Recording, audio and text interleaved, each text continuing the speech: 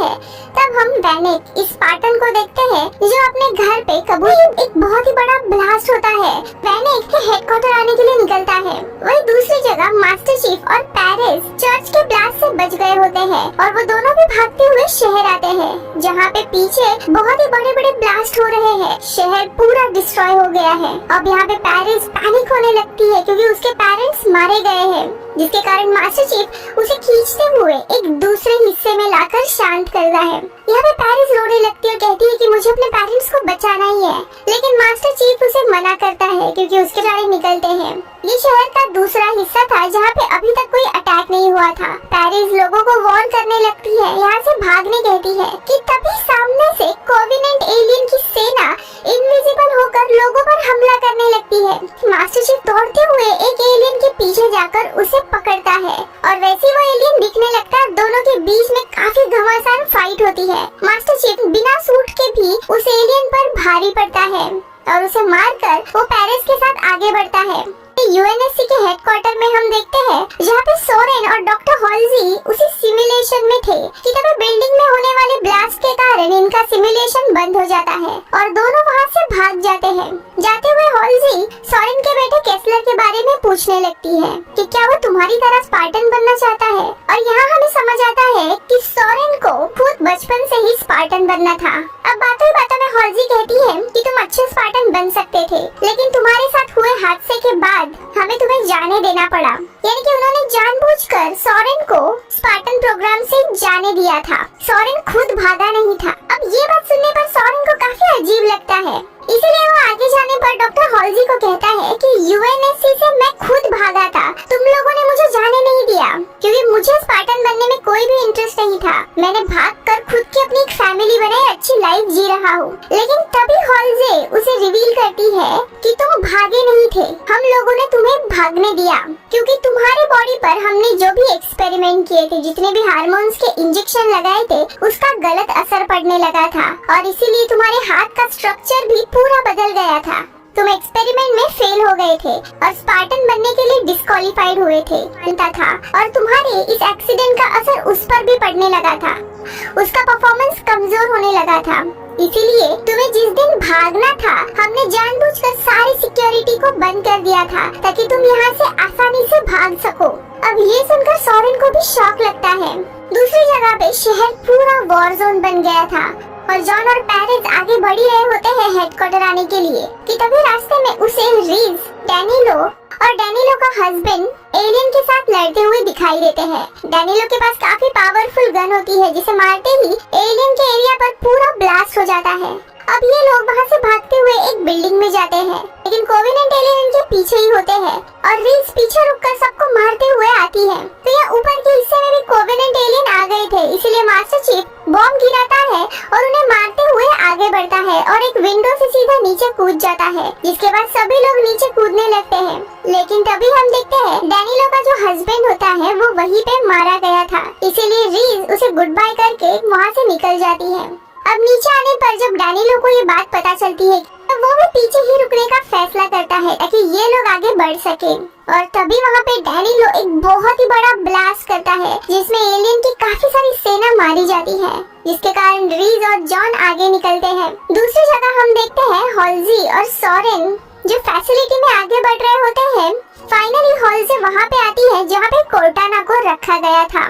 Cortana अचानक से appear होती है और एक सेना को जो लीड कर रहा है द आर्बिटर को देखते हैं। मैकी कोर्टाना का डिवाइस उठाकर वहाँ से जाने लगती है। तो यहाँ पे मास्टर चीफ यानी कि जॉन और बाकी लोग फाइनली बेस पर आते हैं।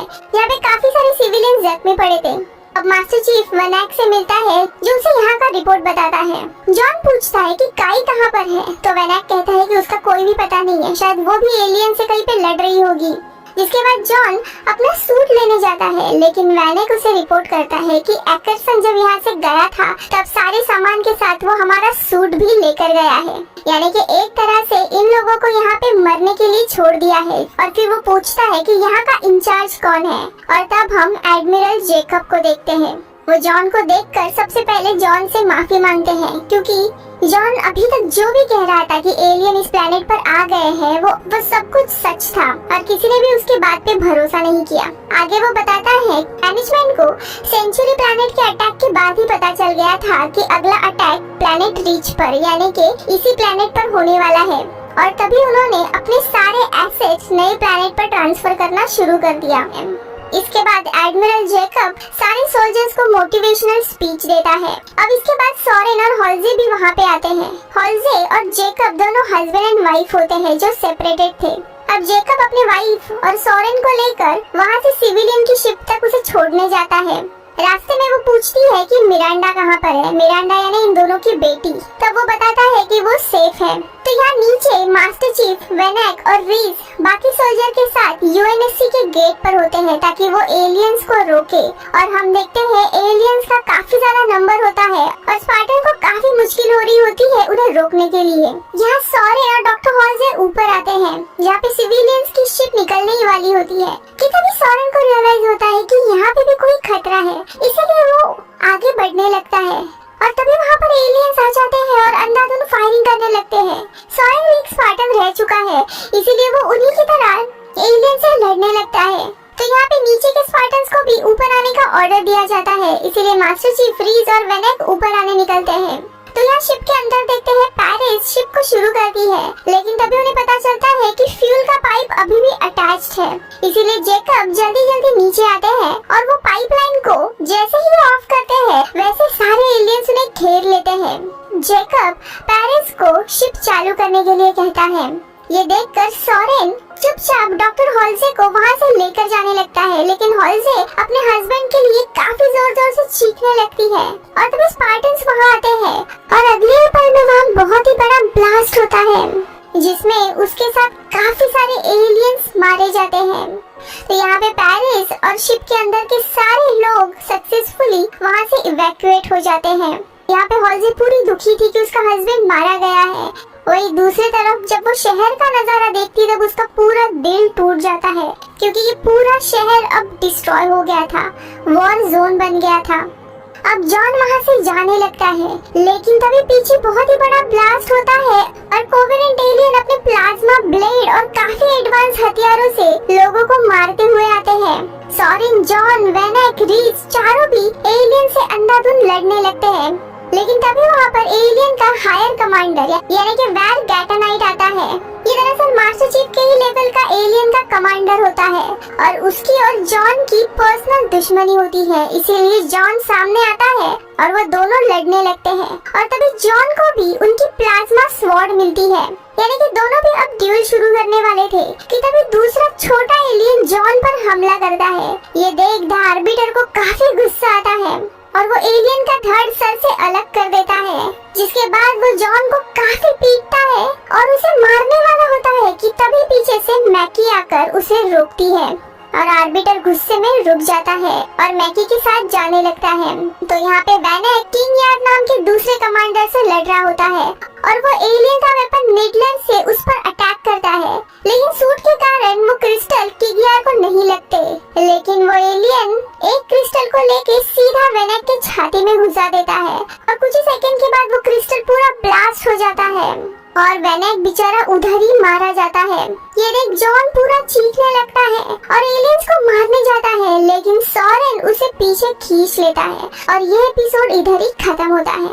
अब आगे ये कैसे बचने वाले हैं और एग्जैक्टली एलियन ने इस प्लैनेट पर अटैक क्यों किया है, ये जानने के लिए स्टे ट्यून एंड चैनल को प्लीज सब्सक्राइब करें और इस वीडियो को लाइक करें। मिलती हूँ अगले वीडियो में, बाय। हेलो के एपिसोड 5 की शुरुआत में हम जॉन, सॉरेन, काई और डॉक्टर हॉल्जे को यूएनएससी के बेस पर देखते हैं। ये लोग चारों तरफ से कोवेनेंट एलियन से घेरे हुए हैं।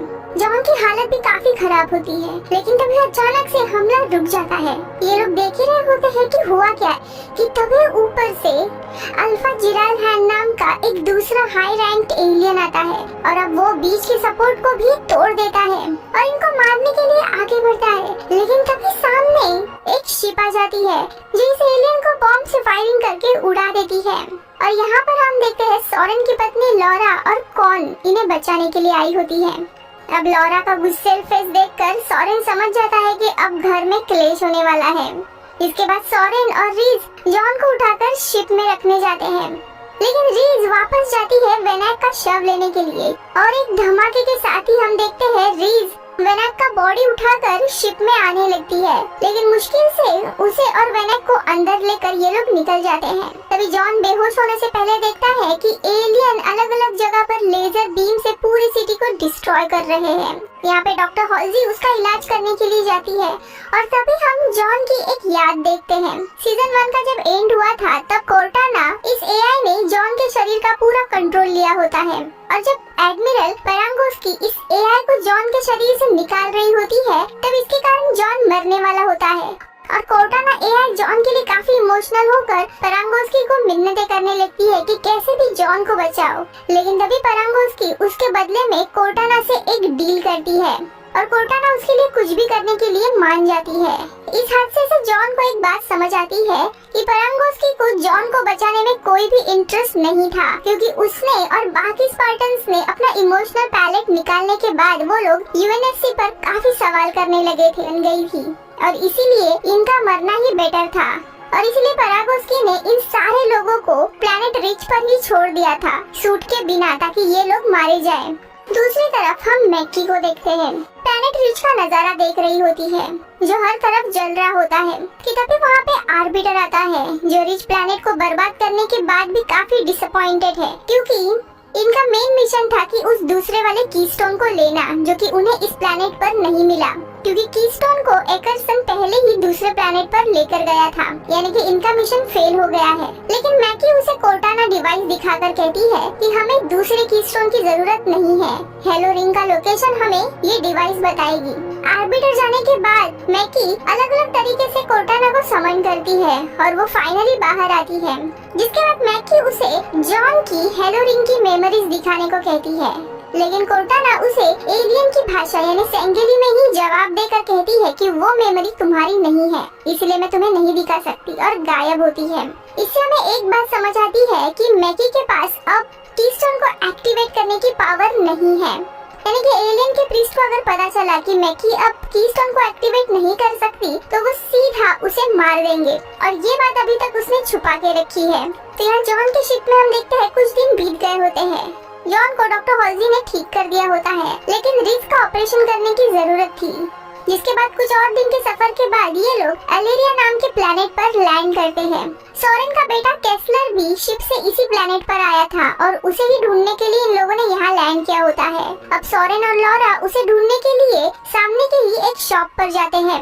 तो यहाँ पर डॉक्टर हॉल्जी एक हॉस्पिटल में रिज का ऑपरेशन करने लगती है, तो वही जॉन और कॉन बाहर इंतजार करते हैं। यहाँ पे कॉन जॉन को वेनेक का अंतिम संस्कार करने के लिए कहती है, लेकिन जॉन मना करता है, ये कहकर जब हम लोग 6 साल के थे तभी हमारे पेरेंट्स से हमें चुराया गया था और तभी हमारी मौत हो गई है, कहना ही होगा। लेकिन वो नहीं मानता।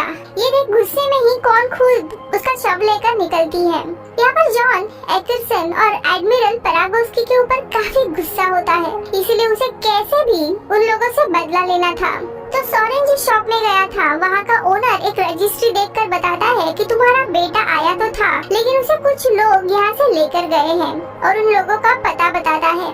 अब सोरेन और लॉरा दोनों भी उस जगह जाने के लिए एक टमटम में बैठकर निकल जाते हैं, लेकिन सोरेन इन सारी चीजों को काफी कैजुअली ले रहा होता है, जो देखकर लॉरा बहुत ही ज्यादा गुस्सा होती है और फाइनली वो अपना पूरा मेकअप निकालती है और वीक निकालकर फेंक देती है। तो यहाँ रात में कॉन एक जमीन में खड्डा खोदने लगती है वेनेक का रिचुअल करने के लिए, लेकिन आसपास काफी लोग आकर उसे रोकने लगते हैं।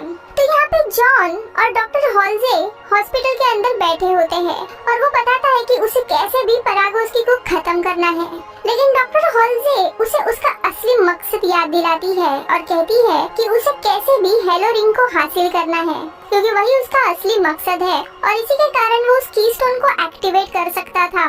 अब ये मुझे ये बचपन में उस कीस्टोन के विजन्स क्यों आते थे, यानी कि मुझ में कुछ तो अलग था और तुम्हें ये चीज पता थी। हॉल्जे कुछ जवाब देती तभी इन्हें कॉन की चीख सुनाई देती है और जॉन उसे बचाने जाता है। तो यहाँ पर जो लोग होते हैं वो कॉन को शव को जलाने के लिए कह रहे होते हैं। जॉन आकर जलाने के लिए कहता है और उसी के साथ रिचुअल शुरू होते हैं और तभी डॉक्टर हॉल्जे भी उसके पीछे आने लगती है और वो बताती है कि मैंने तुम्हें नहीं चुना था, उन लोगों ने तुम्हें चुना है। जिस किसी ने भी हेलो इस रिंग को बनाया है उन्होंने अपने कुछ डीएनए और यादें यूनिवर्स के कुछ अलग अलग बच्चों में डाली थी और हम वैसे ही बच्चों को ढूंढ रहे थे और इन बच्चों में से हमें बस तुम ही मिले जिसके डीएनए उन लोगों से मैच हो रहे थे। अब हॉल किन लोगों के बारे में बात कर रही है और कौन सा डीएनए उसे मिला था, ये हमें आगे के एपिसोड में पता चलेगा। तो यहाँ पर रिचुअल के दौरान कॉर्न को एक विजन आता है और वही लेडी दिखाई देती है जो सेंचुरी प्लैनेट पर हमने देखी थी। वो दरअसल अलग अलग प्लैनेट्स की प्रोटेक्टर है जो उसे कहती है कि तुम अपने टास्क से भाग रही हो, और वो लेडी उसे कहती है कि मॉन्स्टर्स जल्दी ही आने वाले हैं। अब ये सुनते ही कॉर्न को वही मैप याद आता है जो उसने रबल इस प्लैनेट पर गुफा के अंदर देखा था और अगले ही पल में उसे होश आता है। तो यहाँ दूसरी तरफ सोरेन और लॉरा उस जगह पर पहुँच जाते हैं जिन्होंने केस्लर को खरीदा था। वहाँ जाने पर लॉरा देखती है कि एक बच्चे ने केस्लर का सिर्फ मास्क पहना हुआ है, लेकिन वो केस्लर नहीं है। इसीलिए वो बहुत ही गुस्सा हो जाती है और रोने लगती है कि उसका बेटा अब कहाँ गया है ये पता नहीं है, और वो तुरंत वापस आने निकलते हैं। द आर्बिटर शिप को एलियंस के ही प्लैनेट यानी हाई चैरिटी लेकर आता है, लेकिन ये देखकर मैकी बहुत ही फ्रीक आउट होने लगती है क्योंकि उन्हें वो दूसरा कीस्टोन नहीं मिला था, यानी मिशन फेल हो गया था, जिसके कारण हाई प्रीस्ट इन दोनों को भी बहुत ज्यादा टॉर्चर करते और आर्बिटर को मार भी सकते थे। इसलिए मैकी आर्बिटर को मनाने लगती है कि हमें खुद ही हेलो को ढूंढना चाहिए। एलियंस लीडर हमारे हित में नहीं सोच रहे हैं, वो खुद हेलो रिंग पर कब्जा करना चाहते हैं, जिसके बाद वो हम सबको मार देंगे। और तभी कोर्टाना मैकी की मदद से उन्हें हेलो का प्रोजेक्शन दिखाती है और मैकी आर्बिटर को कन्विंस करती है कि ये रिंग एलियन और इंसानों के वॉर से भी ज्यादा बड़ी चीज है और मैं तुम्हारी मदद से इस पे कब्जा कर सकती हूँ।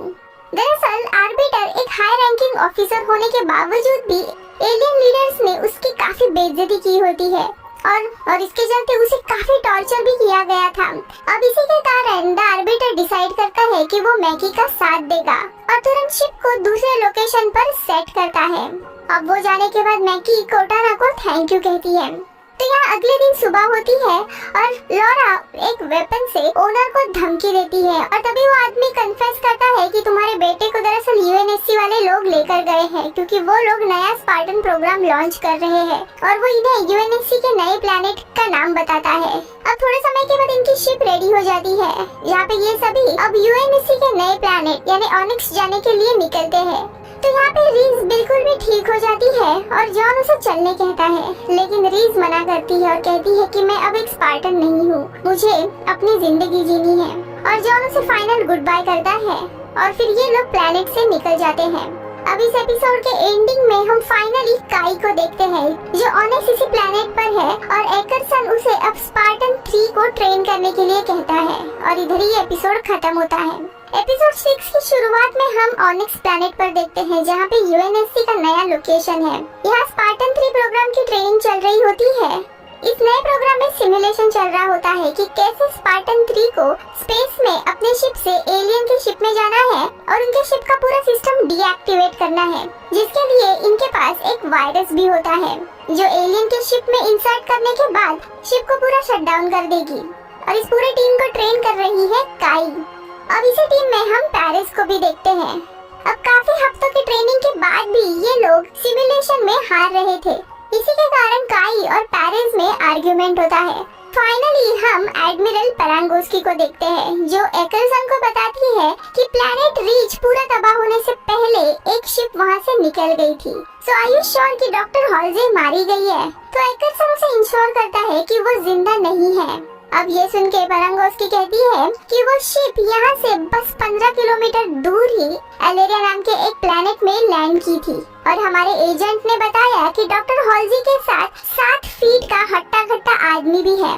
अब तुम्हें तो पता है कि 7 फीट का आदमी कौन है ना? Master chief. तुम्हें ऑर्डर दिए गए थे कि उन दोनों को भी तुम्हें मारना है, लेकिन तुम उन लोगों को जिंदा ही छोड़ कर आए हो। अब ये सुनकर एकरसन की हवा टाइट हो जाती है और वो पूछता है कि क्या सच में मास्टर चीफ इस प्लैनेट पर आ गया है? और एग्जैक्टली इसी मोमेंट पर हम देखते हैं जॉन इस बेस पर नजर रखे होता है। दरअसल यहाँ पे यूएनएससी ने सबको बता दिया होता है कि मास्टर चीफ और उसकी सारी टीम प्लैनेट रीच पर लड़ते हुए शहीद हो गई है। अब अगर जॉन सामने आ गया तो यूएनएससी का काला सच सारे लोगों के सामने आएगा। तो यहाँ पे हम काई को देखते हैं जो बहुत ही गिल्ट में होती है कि उसने अपनी टीम को मरने के लिए छोड़ दिया था, लेकिन एकरसन उसे समझाता है कि इस अटैक को हम चाहकर भी रोक नहीं सकते थे क्योंकि अटैक अचानक से हुआ था। तो यहाँ अब जॉन, सॉरेन, कॉन और डॉक्टर हॉल्जी सभी ओएनएक्सिस प्लैनेट पर लैंड किए होते हैं और सॉरेन और लॉरा अपने बेटे को ढूंढने के लिए बेस के लिए निकल जाते हैं। तो यहाँ पर कॉन को वापस वही बुजुर्ग लेडी दिखाई देती है और वो उसके पीछे पीछे जाने लगती है कि तभी आसपास के सोल्जर इस शिप को ही ढूंढने के लिए पास आने लगते हैं, जो कॉन को देखकर उस पे गोलियां चलाते हैं। तभी कॉन छुपने के लिए एक जगह आती है जहाँ पे एक कुआं होता है और वो लेडी उसे कुएं में कूदने कहती है और कॉन कूद जाती है, जहाँ नीचे जाने के बाद वो एक जगह पे लैंड होती है और बाजू में ही होती है डॉक्टर हॉल्जे। नीचे एक बहुत ही बड़ी गुफा होती है और डॉक्टर हॉल्जे बताती है कि पहले ये यूएनएससी की फैसिलिटी हुआ करती थी और दोनों भी आगे बढ़ने लगते हैं। डॉक्टर हॉल्जे बताती है करीब 20-30 सालों पहले यहीं पर उसे कुछ एंशिएंट चीजें मिली थी। तो यह दूसरी जगह जॉन को वो सोल्जर पकड़ लेते हैं और वो जानबूझकर सरेंडर करता है। तो यहाँ द आर्बिटर को देखते हैं जिसने शिप को मैकी के बताए हुए लोकेशन पर किया होता है, जिसके कारण बाकी के जो कमांडर और प्रीस्ट होते हैं वो उस पर सवाल करने लगते हैं। लेकिन आर्बिटर उन्हें बताता है कि ऊपर से ही ये ऑर्डर आए हुए हैं, लेकिन उन्हें आर्बिटर और मैकी के ऊपर शक आने लगता है। तो यहाँ पे जॉन को एक रूम में बांधा जाता है। ऑफिसर जैसे ही उसे बांधने लगते हैं वो सीधा एक सोल्जर को अपने पास खींचकर बेरहमी से मारने लगता है। अब यही फुटेज एक्करसन काई को दिखाता है। काई जॉन को देखकर काफी हैरान होती है कि वो जिंदा है और पूछती है कि क्या मेरी टीम बच गई है। तो एक्करसन कहता है कि अभी तक तो सिर्फ जॉन दिखा है। फिर एक्करसन काई को एक तरह से झूठ कहता है कि शायद जॉन अब कोवेनेंट एलियन से मिला हुआ है क्योंकि वो अकेला ही बचा है। ये सुनकर काई मना करती है और कहती है जॉन के पास जरूर कुछ रीजन होगा, हमें उसकी बात सुननी चाहिए। अब यहाँ पर एक्करसन उसे बताता है कि मैं तुम्हें अब एक सीक्रेट चीज बता रहा हूँ जो कि बहुत ही कॉन्फिडेंशियल है।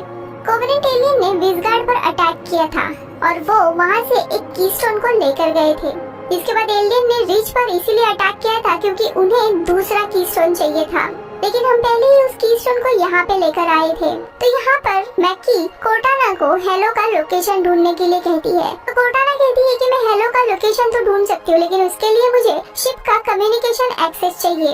लेकिन अगर कोर्टाना को इनकी शिप का एक्सेस दिया तो कुछ भी हो सकता है। कोर्टाना खुद भाग सकती है या फिर यूएनएससी को इनकी लोकेशन बता सकती है। इसीलिए मैकी पहले तो मना कर दी है, लेकिन उसके पास और कोई चारा होता नहीं है, इसीलिए वो उसे कम्युनिकेशन एक्सेस दे देती है। तो यहाँ पे जॉन एक रूम में आता है, लेकिन तभी वहाँ पर काई आती है। जॉन उसे देख सबसे पहले खबर देता है कि वेनेक अब इस दुनिया में नहीं है, जिससे काई भी काफी परेशान होती है। लेकिन वो उससे पूछती है कि क्या तुम यहाँ पे अकेले आए हो। तो जॉन कहता है कि मुझे बस पैरागोस्की से सवाल करना है। वो और एक्करसन रिस्पॉन्सिबल है प्लैनेट रिच पर जो भी हुआ उसके लिए। वो लोग हमारे सूट लेकर गए थे, हमें वहाँ पे मरने के लिए छोड़ दिया था। इनफैक्ट उन्हें पता था कि एलियन आने वाले हैं और अटैक कब होने वाला है, और इसीलिए वो सारा इम्पोर्टेंट सामान लेकर पहले ही वहाँ से भाग गए। अब काई ये बात सुनकर सरप्राइज तो होती है, लेकिन उस पर सवाल करती है कि तुम जिंदा कैसे हो, यानी तुम शायद मैकी से मिले हुए हो, और उसे अरेस्ट करने के लिए जाती है। जिसके बाद काई जॉन को रोकने जाती है। अब ना रुकने पर वो उसे काफी मारने लगती है। जॉन पलटकर वार नहीं करता और काई उसे काफी मारने के बाद बेहोश करके चली जाती है। तो यहाँ कोर्टाना को एलियन शिप का एक्सेस था, तो वो तुरंत यूएनएससी के बेस पर आके एडमिरल को एलियन की शिप का लोकेशन बता देती है और कहती है कि जैसे ही उन्हें हेलो का लोकेशन मिलेगा वो उन्हें वो लोकेशन का डेटा ट्रांसफर करेगी। तो यहाँ पे जॉन जो जख्मी पड़ा था उसे भी समझ आया और वो बताती है कि तुम्हें हेलो को सबसे पहले हासिल करना होगा, जिसके लिए तुम्हें यहाँ के मौजूद कीस्टोन को एक्टिवेट करके हासिल करने वाले हैं, और अगर उन्हें हेलो रिंग ये मिली तो पूरी इंसानियत तबाह होगी। जिसके बाद जॉन मान जाता है और कोर्टाना उसे यहाँ के कीस्टोन का रास्ता बताने लगती है और उसके लिए सारे एक्सेस खोल देती है। अब जॉन उसी रास्ते पे जाने लगता है। तो यहाँ पर काई आकर एक्करसन को कन्फ्रंट करती है कि तुम सच में उनके सूट लेकर गए थे, और यहाँ पे एक्करसन कन्फेस करता है कि हाँ, जॉन और स्पार्टन के बाकी टीम को मारने के ऑर्डर आ गए थे, इसीलिए उसे करना पड़ा। अब ये सुनते ही काई जॉन की मदद करने के लिए चली जाती है। तो यहाँ पे एलियन शिप पर जो प्रीस्ट रहता है वो नोटिस करता है कि यहाँ से कुछ कम्युनिकेशन यूएनएससी तक गया है, यानी कोर्टाना जो यहाँ से गई थी वो, इसीलिए वो अपने सारे सोल्जर्स के साथ मैकी को मारने आता है। लेकिन आर्बिटर उसे रोकता है और इन दोनों पार्टी के बीच में लड़ाई शुरू होती है। तो यहाँ दूसरी जगह पर जॉन सीधा वहाँ से कीस्टोन के पास आता है। उसी समय मैकी वाला जो कीस्टोन होता है वो भी एक्टिवेट होने लगता है, इसीलिए मैकी